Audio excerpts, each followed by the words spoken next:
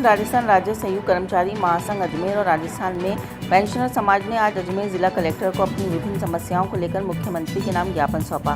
Rajasthan pensioner समाज ने 5 सूत्रीय मांगों को लेकर ज्ञापन सौंपा और राज्य सरकार से समस्याओं का जल्द समाधान करने की मांग की है। सर, आज हमने संयुक्त रूप से एकीकृत महासंघ के बैनर पे और हमारे पेंशन समाज के बैनर पे अजमेर के अंदर जिला कलेक्टर के माध्यम से मुख्यमंत्री और अपने डिप्टी सीएम वित्त मंत्री को हमने ज्ञापन दिया।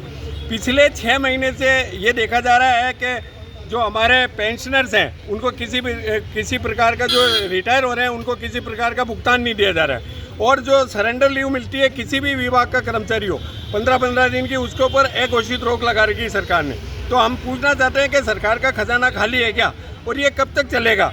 इसके बारे में अनेकों बार ज्ञापन दे चुके हैं, लेकिन सरकार के ऊपर कोई किसी प्रकार का असर नहीं हो रहा है। तो अब कर्मचारी ये सोच रहा है कि जब उसका खुद का पैसा है और वो सरकार उसको रिलीज नहीं कर रही है, तो कर्मचारी भी अब उसके हद की जो उसकी क्षमता है, धैर्य की सीमा है, वो टूट रही है। इसलिए आज हमने पूरे राजस्थान के अंदर ये ज्ञापन दिए हैं। तो अजमेर की यूनिट ने भी ज्ञापन दिया है, और अगर मान लो 2-4 दिन के अंदर ये इसके ऊपर कोई संज्ञान नहीं लेती है राज्य सरकार, तो बड़ा आंदोलन खड़ा होगा, जिसकी जिम्मेदारी राज्य सरकार। क्या आश्वासन मिला आपको?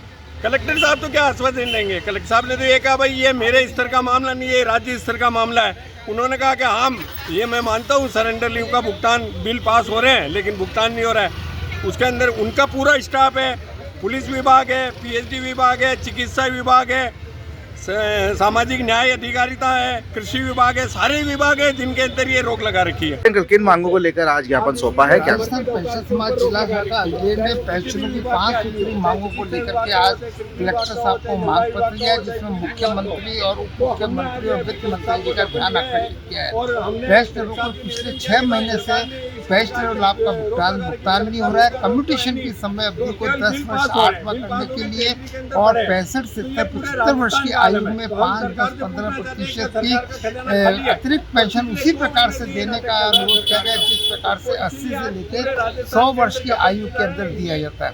इसके अतिरिक्त आरजीएचएस के अंदर जेएलएन मेडिकल कॉलेज अजमेर के अंदर डॉक्टर के द्वारा लिखी गई पर्ची के ऊपर अपना बाजार के द्वारा दवाई नहीं दी जा रही है।